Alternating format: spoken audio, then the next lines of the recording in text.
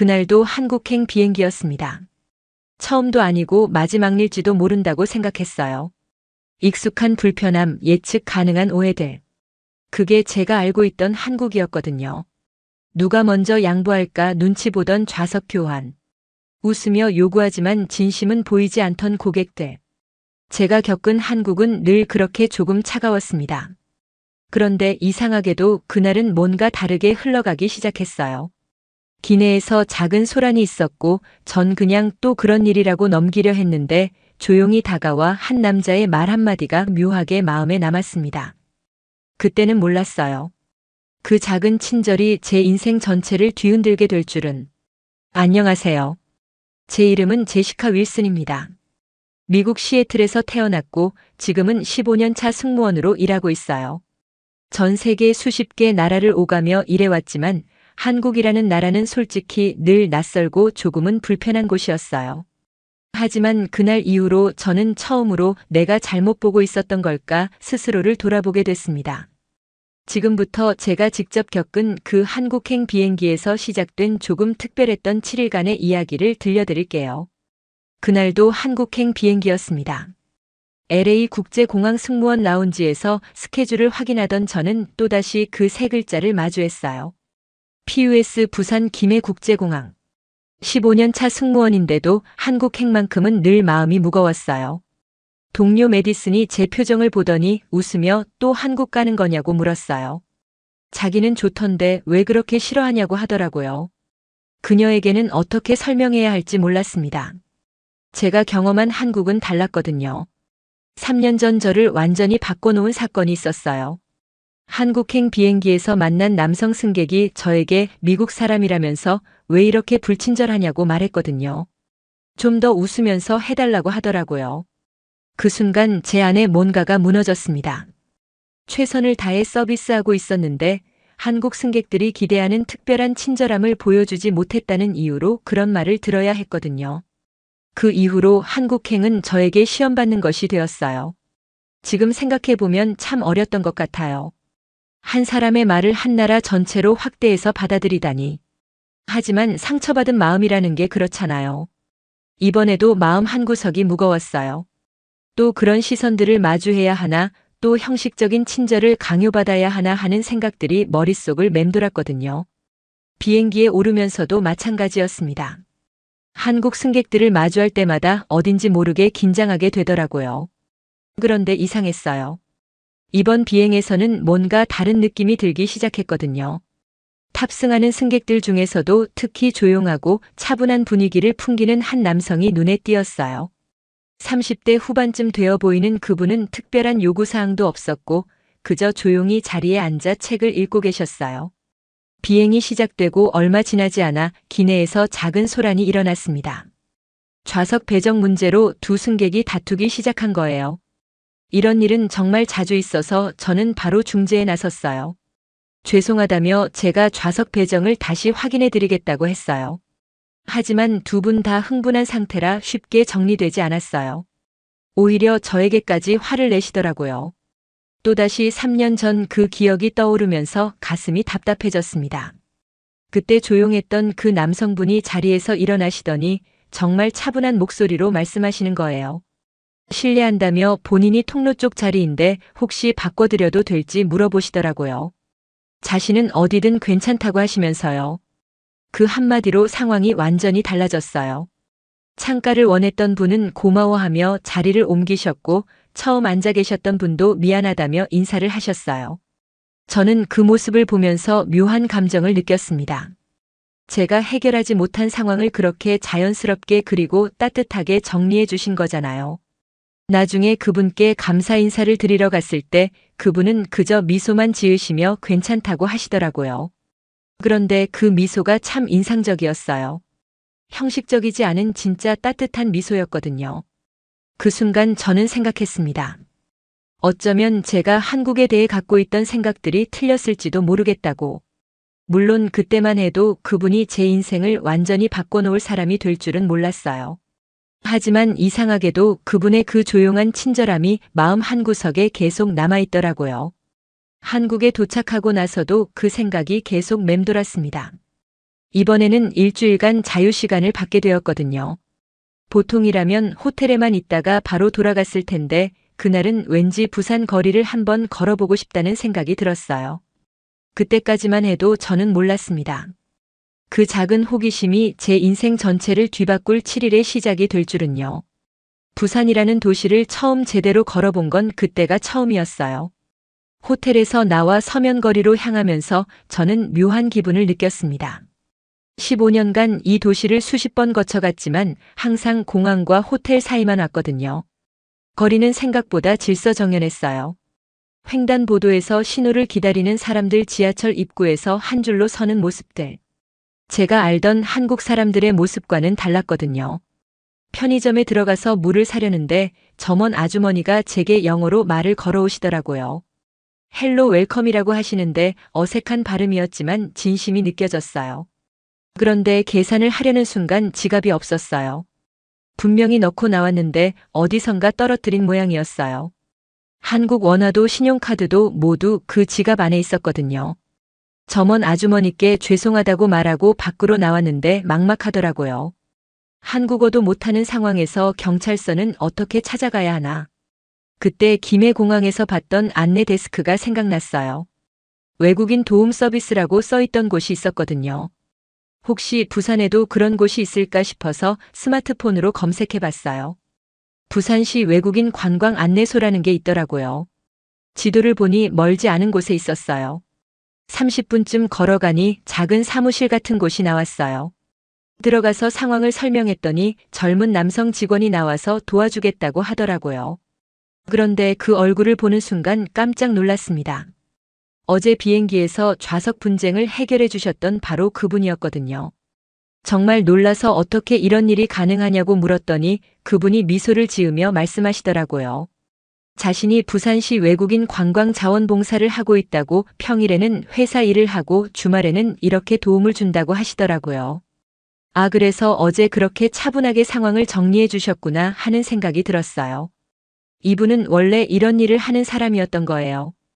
혹시 시간 되시면 직접 나가서 지갑을 찾아보는 걸 도와드리겠다고 하시더라고요.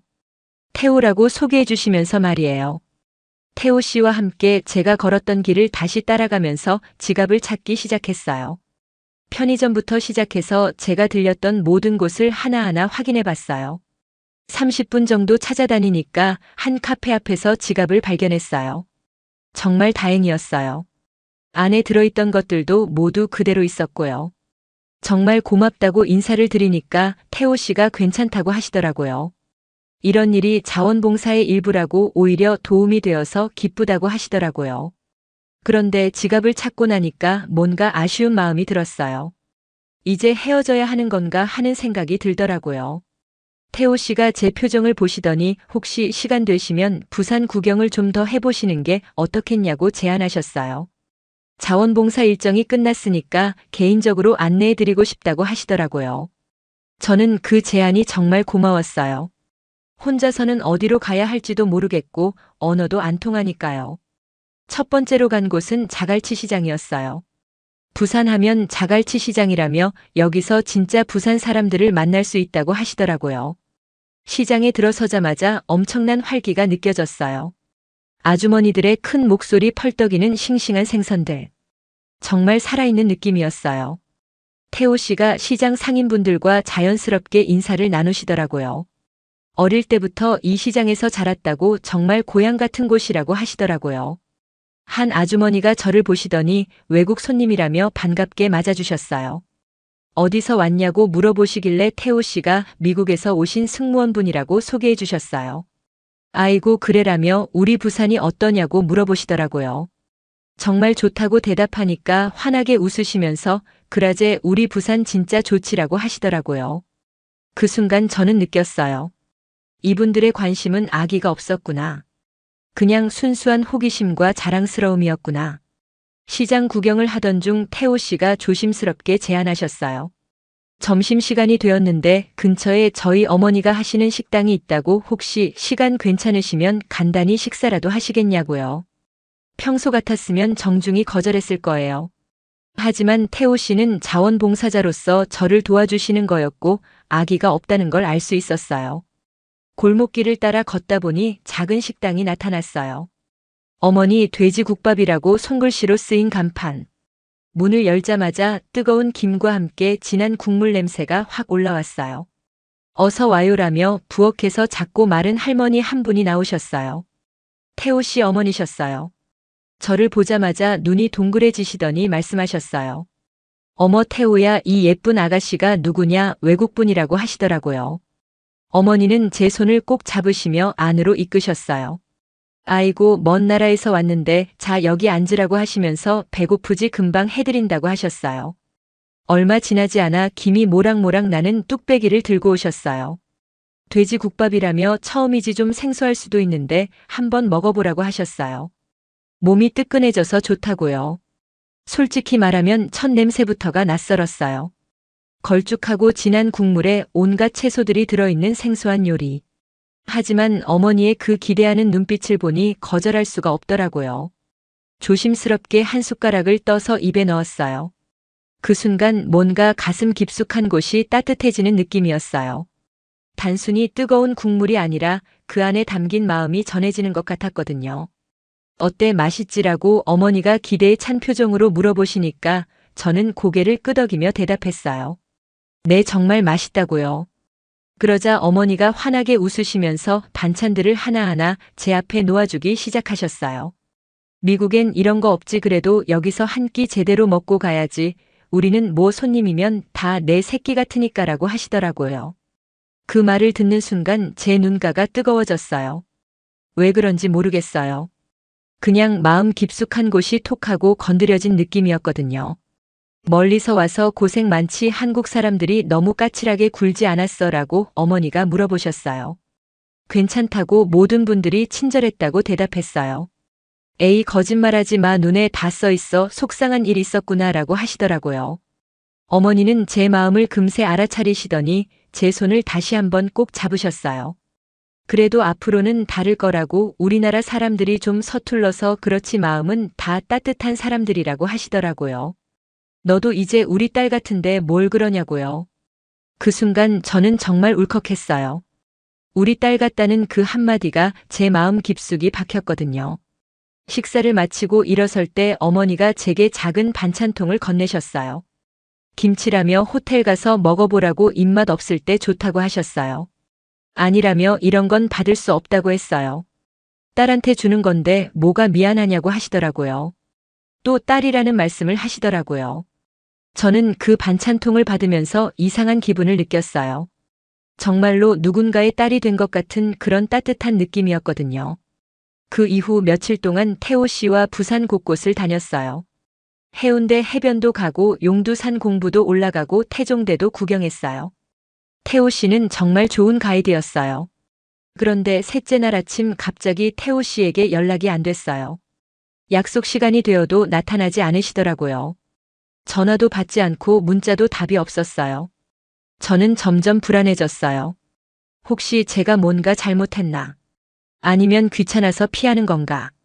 그날 하루 종일 혼자 호텔에 있으면서 생각했어요. 역시 한국 사람들의 친절은 겉모습뿐이었나? 업무적인 자원봉사니까 적당히 해주다가 그만둔 건가? 이틀째 되는 날 저는 혼자 어머니 식당을 찾아갔어요. 태호 씨가 어떻게 됐는지 궁금하기도 하고 어머니가 보고 싶기도 했거든요. 그런데 식당이 문을 닫고 있었어요. 옆 가게 아주머니께 물어보니까 깜짝 놀라는 소식을 듣게 됐어요. 태호 씨 어머니가 갑자기 쓰러져서 병원에 입원하셨다는 거였어요. 저는 바로 병원으로 달려갔어요. 부산대학교 병원이라고 하더라고요. 병원에 도착해서 태호 씨를 찾았을 때 정말 놀랐어요. 3일 동안 병원에서 지새우신 것 같았어요. 수염도 자라고 옷도 구겨진 채로 어머니 병실을 지키고 계시더라고요. 저를 보시더니 정말 미안하다고 하시더라고요. 연락을 드렸어야 했는데 정신이 없어서 그러지 못했다고요. 어머니는 과로로 쓰러지신 거였어요. 40년 동안 하루도 쉬지 않고 식당을 하시다가 몸이 견디지 못하신 거였어요. 그때 저는 깨달았어요. 태호 씨가 연락을 안 한 건 저를 피해서가 아니라 정말 어머니 때문에 정신이 없었던 거구나. 저는 태호 씨 옆에 앉아서 같이 어머니를 돌봤어요. 별로 도움이 되지 않았지만 그냥 곁에 있어드리고 싶었어요. 이틀 후 어머니가 의식을 회복하셨어요. 저를 보시더니 웃으시면서 아이고 우리 딸 왔구나라고 하시더라고요. 병원에까지 와줘서 고맙다고 하시더라고요. 그때 태호 씨가 저를 바라보시더니 조용히 말씀하셨어요. 제시카 씨 덕분에 정말 힘이 됐다고 혼자였으면 견디기 힘들었을 거라고 하시더라고요. 그 말을 듣고 제 가슴이 따뜻해졌어요. 제가 누군가에게 진짜 도움이 됐구나. 진짜 필요한 사람이 됐구나. 어머니가 퇴원하신 후 마지막 날이 왔어요. 태호 씨가 김해 공항까지 배웅을 나와주셨어요. 공항 가는 길에 비가 내리기 시작했어요. 차에서 내려 공항으로 걸어가는데 갑자기 폭우가 쏟아졌어요. 태호 씨가 재빨리 우산을 펴서 저를 가려주셨어요. 그런데 우산이 작아서 태호 씨 어깨는 비에 젖고 있었어요. 그 순간 저는 태호 씨 손을 꼭 잡았어요. 태호 씨가 깜짝 놀라시더니 저를 바라봤어요. 저는 그때 처음으로 제 마음을 솔직하게 말했어요. 태호 씨 덕분에 처음 알았어요. 진짜 안전하다는 게 뭔지, 누군가를 믿는다는 게 뭔지. 태호 씨의 눈이 촉촉해지더라고요. 저도 제시카 씨를 만나서 정말 다행이라고 하시더라고요. 제시카 씨가 아니었으면 어머니 간병하는 동안 정말 힘들었을 거라고요. 공항에서 마지막 인사를 나눌 때 태호 씨가 작은 선물을 주셨어요. 곰돌이 모양의 손난로였어요. 미국 겨울에 춥지 말라고 한국 생각날 때 써보라고 하시더라고요. 그 순간 제 눈에서 눈물이 떨어졌어요. 이런 작은 배려까지 생각해 주시다니. 정말 고맙다며 평생 간직하겠다고 했어요. 비행기에 올라 창가 자리에 앉으면서 저는 손난로를 꼭 쥐고 있었어요. 따뜻했어요. 그 작은 온기가 제 마음까지 따뜻하게 만들어주는 것 같았거든요. 비행기가 이륙하면서 부산의 야경이 눈 아래로 펼쳐졌어요. 반짝이는 불빛들을 보면서 저는 확신했어요. 나는 다시 올 거야. 아니, 돌아올 거야. 돌아온다는 표현이 더 맞는 것 같았어요. 마치 제 고향을 떠나는 기분이었거든요. 6개월 후 저는 정말로 한국으로 돌아왔어요. 대한항공에 입사했고 태호 씨와 결혼했어요. 그리고 1년 후에는 한국 국적을 취득했습니다. 어머니가 저에게 한국 이름을 지어주셨어요. 지혜야, 지혜로운 우리 딸이라고요. 지금 저는 부산에서 태호 씨와 어머니와 함께 행복하게 살고 있어요. 매일 저녁 어머니 돼지국밥집에서 가족들과 시간을 보냅니다. 어머니는 항상 말씀하세요. 지혜가 우리 집에 복을 가져다 줬다고요. 이제 진짜 우리 딸이라고요. 여러분, 이것이 저 제시카 윌슨에서 김지혜가 된 한 여자의 이야기입니다. 편견에서 시작해서 오해를 거쳐 진짜 사랑을 찾은 이야기예요. 한국은 완벽한 나라가 아니에요. 하지만 진심으로 사랑할 줄 아는 사람들이 사는 나라입니다. 지금도 자갈치 시장에서 어머니와 함께 손님들을 맞이하며 저는 확신해요.